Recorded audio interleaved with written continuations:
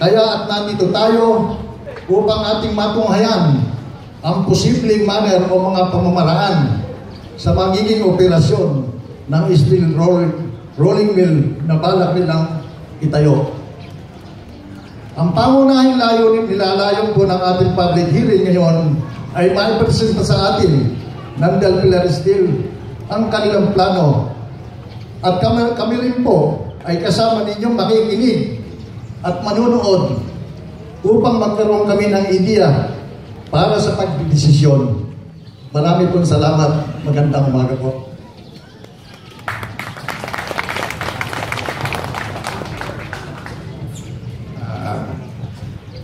Well, sa amin pong isang maiksing programang inihanda, which is as much as masisimple namin yung programa, sana po, dadako lang po tayo doon sa pinaka.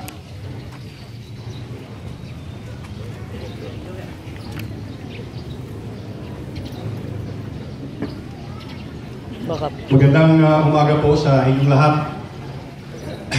Ako po si Bert Garcia, ang Pangulo ng Kadamay. Meron lang po akong point of order bago tayo mag-umpisa. Kanina po, ang ating mga kagalang-galang na bisita ay nagsabi na sila po ay taga-Steel Asia. Pero ang kumukuha po ng permit ay Del Pilar Steel. So, ayon po sa ating batas, sa pagkakaalam ko, magkaibang kumpanya itong dalawang ito. Ang Del Pilar Steel ay limitado ang kanyang kapitalisasyon sa 1 milyon. Kung magkakaroon ng problema dito, sasagutin ba ito ng Steel Asia? Samantalang ang nag-a-apply sa atin, Del Pilar Steel. So, isa po yun sa clarification na gusto naming banggitin. Ikalawa, bago po tayo mag-umpisa, alin po ba ang nauna? Kabayo o kalesa? Kabayo. No? Doon sa punto po na yon. Ito po yung dahilan. Ang lugar po na balak nilang pagtayuan ng planta ay wala pang reclassification na specific doon sa location. Ayon po sa doon sa SB 2002 series of 2012, bagamat ang Plardel ay mayroong general CLUP at zoning ordinance, kailangan po ng specific na reclassification doon sa lugar bago ito i-consider, bago i-proseso yung application ng applicant. So, hindi po ito existing ngayon. Pwede po bang ituloy ang prosesong ito ng public hearing para sa project development plan na yung lugar na pagtatayuan ay walang batas na nagko-cover para ito ay pagtayuan. So, kung wala po at ito po ay wala pang walang kaukulang reclassification, ipinapayo po namin na itong public hearing ay huwag ituloy hanggat walang kaukulang reclassification na aprobado ng pamahalang bayan at pamahalang panlalawigan. So, yun po ang yun po ang aming kahilingan.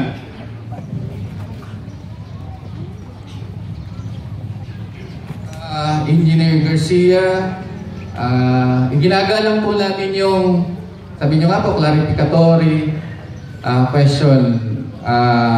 Noted naman po, sir, lahat yung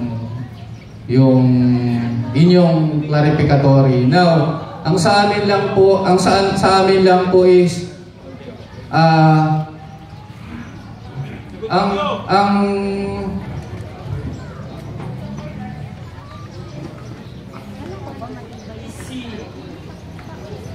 Ma'am, kami po kasi nagpe-preside sa public hearing. And we will note all your clarifications, but the public hearing will still continue. Yun po talaga ang proseso natin sa public hearing.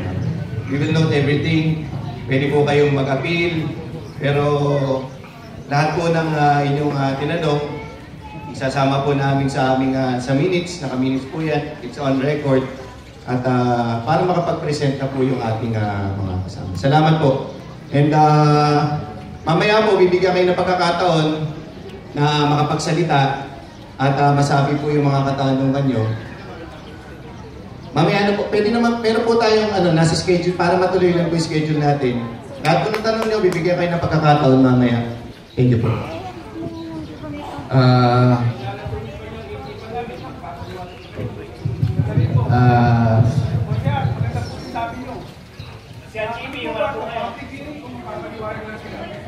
Kasi yung nabasa ko, public hearing, may pagdinig. Pagkapagdinig, parang ako, grade na halimbawa, yung argument at saka yung debate, di ba, may difference na batas yan. O para ma-argue Opo, meron po tayong programa. Sa batayan po sa tamang proseso po ng public hearing, inuuna po natin mag-present yung proponent.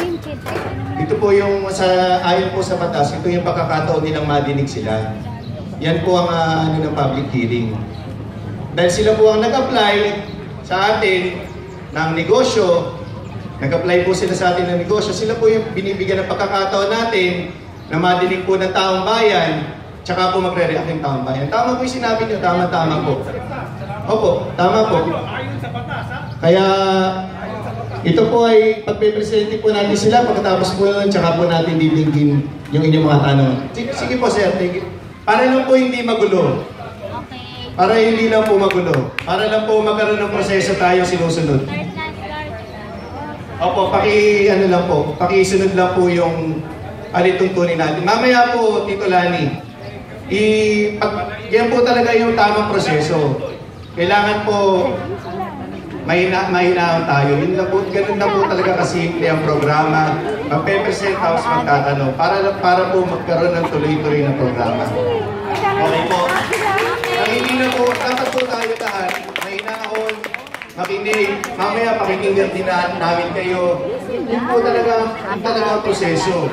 Magpe-present sila. Ala, summer ngayon, talaga may tulo ng tao. Paano po tayo magtatanong? Summer ngayon eh. Tama po ba? Paano po tayo magtatanong ngayon sila magpe-present? Ganun lang po, Tito Lani. Ano po? Kuminahon po tayo. Okay, thank you po. Salamat po. Tuloy po. So,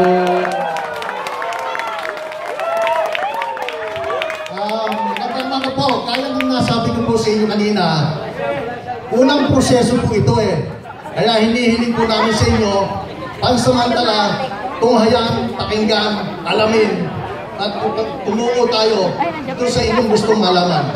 Unang proseso po ay dapat sagutin niyo muna po yung tanong. Ano nga po sasagutin kung ang talapang... ang tanong nga po namin, na-reclassify na po ba ang lupain na to? Tanong namin. Kung kunin po namin yan, nakapaloob po dito, unang gagawin niyang public hearing.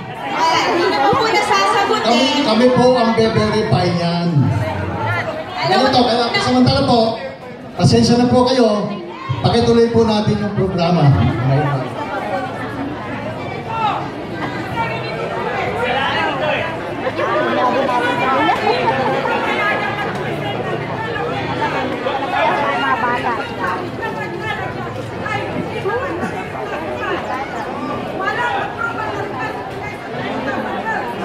Ang guniang panlalawigan. Kaya bakit itutuloy ang public hearing? Hindi po ba ang public hearing nito para sa application for development plan? Paano natin papayagan kung ang lupang paglalagyan ay hindi pa reclassified? Wala na po!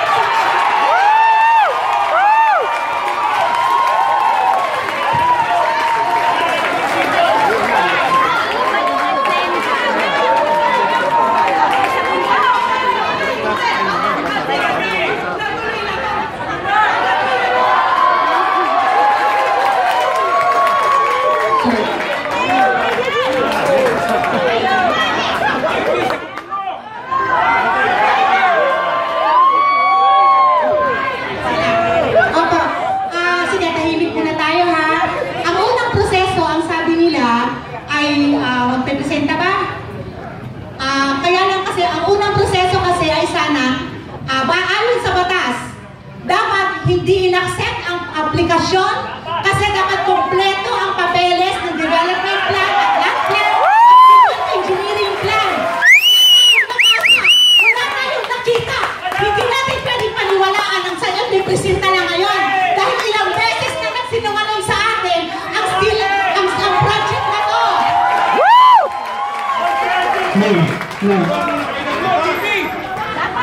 Sir.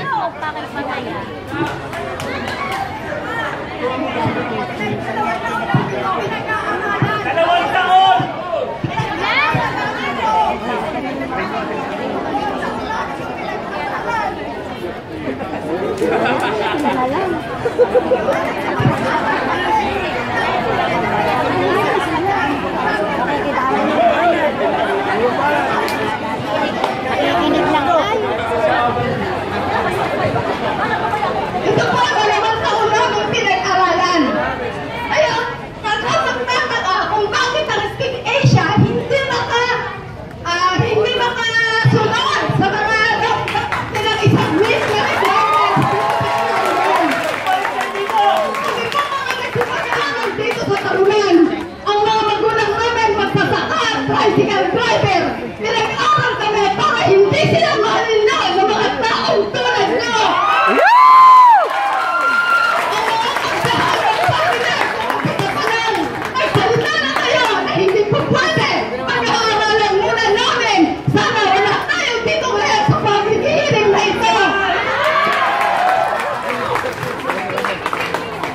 So, tsaka po siguro yung first point of order.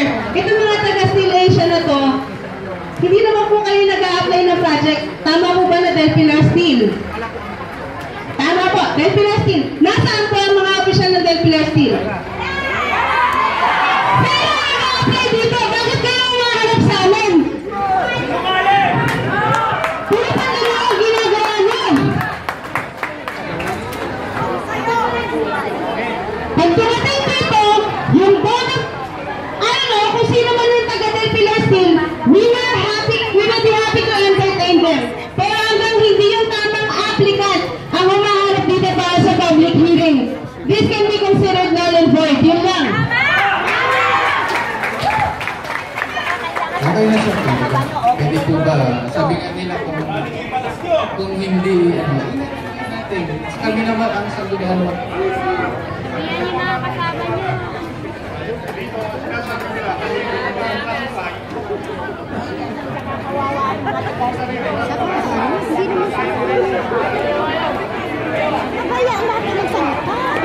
Engineer, i-reclassify na po yung area. Pakita nyo, papel! Papel! Ayan po yung ngayon ipapakita natin yung dokumento.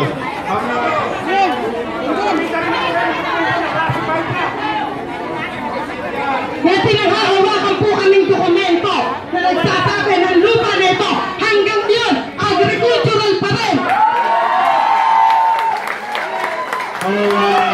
Noted po yan lahat.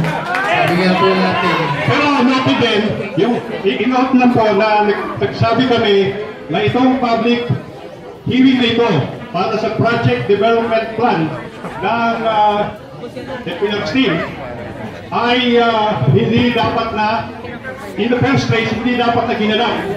Kasi ang isang reason po, 2 linggo na po, humihingi kami ng kanilang project development plan. Normal po, pagka may ganitong hearing, na yung proponent ay nagbibigay ng kopya ng kanyang ipipresent para may pag-aralan ng tao. Paano po tayo matalinong mag-response kung ngayon lang nila ipipresenta? Eh samantalang 2 buwan na silang nagkaroon ng head start. So hindi sila preparado, kamukha ng ginawa nila nung una dito sa lugar na ito. Kaya paano natin masasagot ng tama yung kanilang presentation? So ang hiling po namin, bigyan muna kami ng kopya ng ipipresenta at magsagawa tayo ng isa pang public hearing at maliwanagan muna yung mga issue na itinaas namin ngayon. Teka muna. Una po ay nakakasalamat sa makikiting na kagawad ng barangay ng Bagulan at sila nakaisa. Palakpakan natin mga kasama! Alam niyo, meron po kasabihan kapag tayo'y sumunod sa pinag-uutos ng Panginoon Diyos ay nagbibigay ng halimbawa sa ating mamamayan. Tama po ba? Dahil po, ang kasama natin, ang buong kapatian, kung meron mo na pera, hindi ko maintindihan. Sumusunod sa pinag-uutos ng Panginoon Diyos. Kaya, kung hindi man kayo Katoliko, suwali kayo. Kaya, yung mga napipilang kayo. Kami, sumusunod kami. Kaya, tayo po ay nagdadasal araw-araw. Ito pa ba? Ang dadalhin ninyong proyekto sa bayan ng Cavite. Ang sinasabi ko nga, ang nakalagay sa tricycle, ang Claridel, paraiso ng Claridel, Still Asia, ang sinabi ko nga, pinisyo ng Claridel kako yan. Ngayon, napunta po sa akin, yung pinagsabihan ko, inaanak, Nino, ipagpatawag po ninyo sa akin, kasala sa inyo, kaya kung po ay kayo sumusunod lang, at aking binayaran ng 500 sa linggo. Binayaran!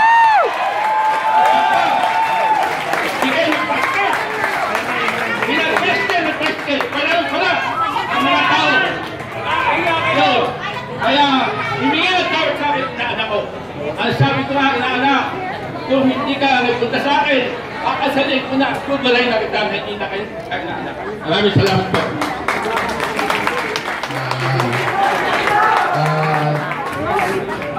Siguro po, naipahayag nyo na rin naman yung inyo at mamaya naman po ay mayroon pang mamaya naman, tignan nyo naman po kami dahil kami naman yung mag-initiate po ng sangguniang bagay ng bayan. Kami naman po ay nakikiusap sa inyo na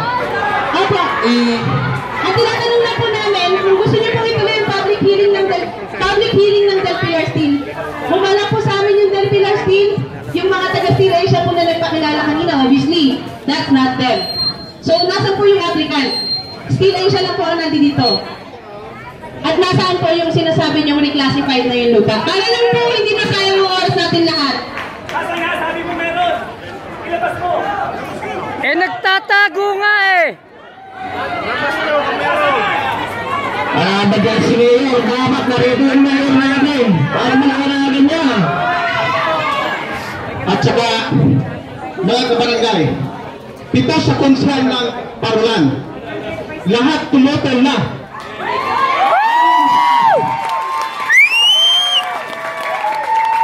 Pagka walang mag-endorse sa kanila na sangguni ang barangay ng Parulan, paano pa sila magpapatuloy? Itinanggihan na ito ng 7 konsel. Ang mga 7 konsel ng barangay Parulan, kung mangyari lang po kung narito, tumayo po kayo, pumirma na kayo.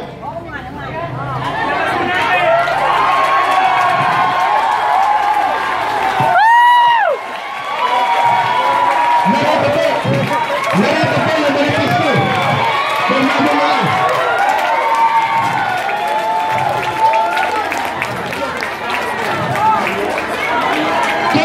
Kung ang barangay, sa gani ang barangay at tumagin na bakit pa tayo magpapatuloy? Ang hinihiling din namin kausap ay Del Pilar Steel, ang aming mga kakausap. Mariwasan po natin salitang ganyan. Bakit pa magdedikiran, mahiya kami sa inyo? Ay, na gano'n. Kita na yan. Pagkano na yan. Ano? Hoy! Walang pastusan. Palabasin yan! Pakimusap na.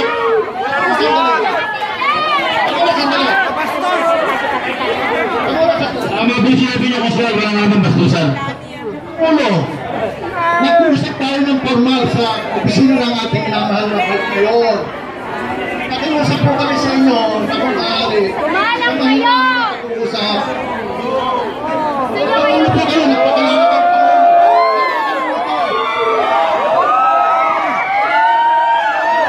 Wala po sa inyo, mapakinggan lang. Nakikiusap kami. Nabigyan namin ng pagkakataon. Sandali lang. Pangulo, bigyan po ng pagkakataon na magsalita ang chairman ng barangay captain dito sa Parulan.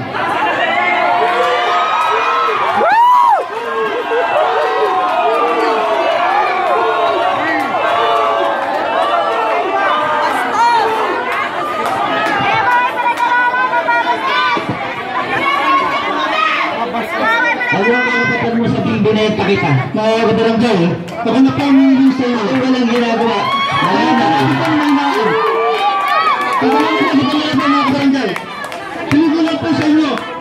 Kayo po natin sa inahon. Sana po, yung Pangulo ng Abamay, kontrolin natin mga kasama natin. Tayo po dito yung nagkaroon ng paliwanagan. Ipaayos po natin ang ating palitan ng kuro-kuro. Ito po yung kanya-kanyang opinion. Magkakaroon po ng pagkakataon ng bawat isa. Paano po tayo magkakaintindihan kung sabay-sabay tayo magsasalita? Kaya sa amin po, malinaw na po ang sinabi nyo.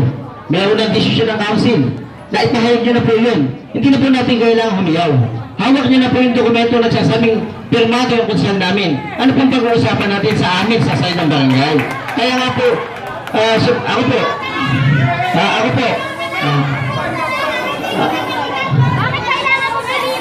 pagkainahon na po. Pagkainahon. Yan na lang pag-uusap po namin sa inyo. Kasama, konting hinahon, sinabi na natin sa kanila na as far as we are concerned, invalid itong ano na ito. At ang isa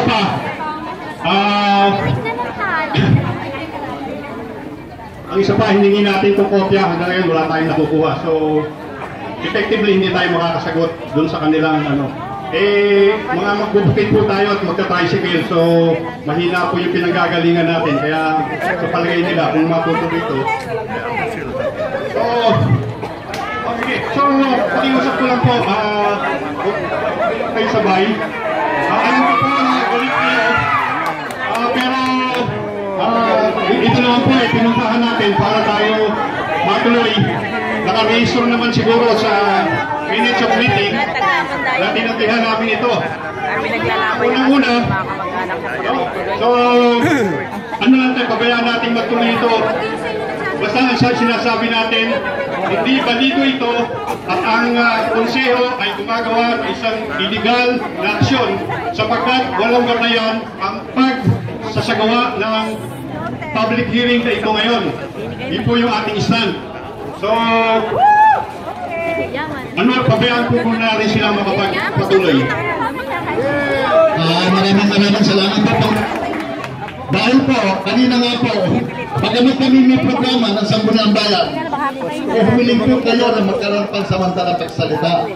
Kaya marami po salamat, pangatawan po ninyo, Pangulo, yung miyembro ng Kadamay, upang sa ganun maidalos ng formal, legal, itong public hearing nito.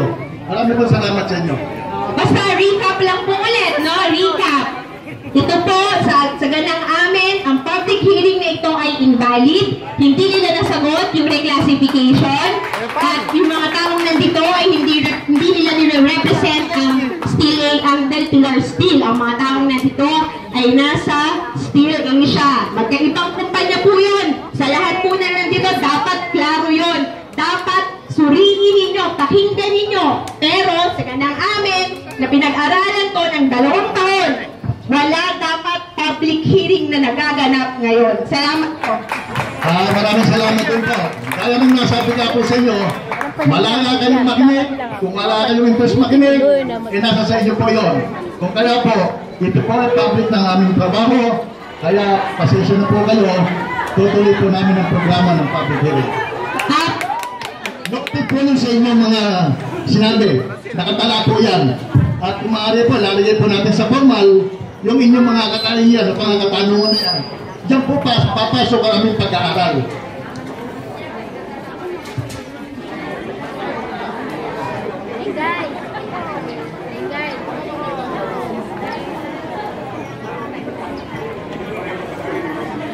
Amin po yan. Atin po yung mic na yan. Ay, sorry. Sorry po. Kapatay yung kuryente namin. Sorry kasi po, sensya na po. Mic din kami. Thank you.